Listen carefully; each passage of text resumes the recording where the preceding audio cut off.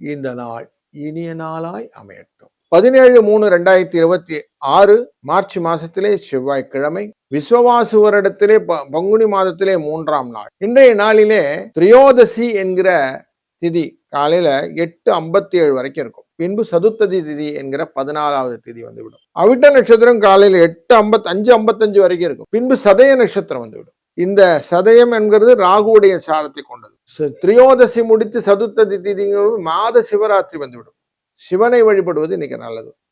வில்வ இலையினாலே சிவனை வழிபட்டாலே, சிவ மந்திரத்தை ஓதினாலும் மனதில் ஒண்ணுமே தெரியல சார், 2 வில்வத்தை கொண்டு போய் சாமிகிட்ட போடுங்க, போட்டாலே போதும், மோட்சங்கள் உண்டு. பிறவி அப்படின்னு சொல்லக்கூடிய விஷயத்துல நல்ல வளர்ச்சிகள் உண்டு. இந்த பிறவியிலும் நல்லது நடக்கும். 7:30 8:30 வரைக்கும் நல்ல நேரம். காலையில சாயங்காலம் 4:30 5:30 மணி வரைக்கும் நல்ல நேரம். 3 4:30 இன்னைக்கு ராகு காலம். யமகண்டம் 9:10, குளிகை நேரம் 12:1. வடக்கு பக்கம் சூலம், பால் பரிகாரம். மீன லக்னம். இந்த லக்னத்துல சூரியனின் இருப்பு நாழிகை 3 நாழிகை 58 வினாழிகள் இருப்பார்.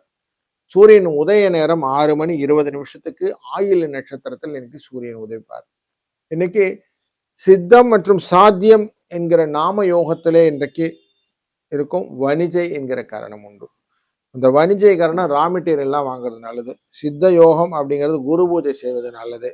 சாத்திய யோகங்கள் என்பது வீடு கட்டுறதெல்லாம் நல்லது. இப்படி எல்லா விஷயம் நல்ல காரியங்கள்லாம் செய்யலாம். புதன் செவ்வாய் இருக்கிறதுனால பூமி சம்பந்தப்பட்ட காரியங்கள் செய்தால் நல்லது கிடைக்கும் அப்படிங்கிறது இருக்கு.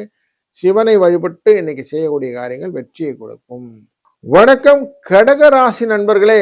மற்றவருடன் ஆதரவாக ஒன்றுக்கொன்று இணைந்து பிணைந்து செய்யக்கூடிய காரியங்கள் எல்லாம் இன்னைக்கு தாராளமா செய்வீங்க. அதனால உங்களுக்கு லாபங்கள் உண்டு. ஆயில்ய நட்சத்திரக்காரன் உண்டு. கொஞ்சம் எச்சரிக்கையாக இருப்பது நல்லது. ருட்டீன் ஜாப் கொஞ்சம் டிவியேட் பண்ணாம இருந்தீங்கன்னா பெட்டர்மெண்ட் கிடைக்கும். 1 8 என்ற அதிர்ஷ்ட எண்ணை பயன்படுத்தி சிவனை வழிபட்டு நீங்கள் செய்யக்கூடிய காரியங்கள் சிறப்பாக அமையட்டும். வாழ்க வளத்துடன்.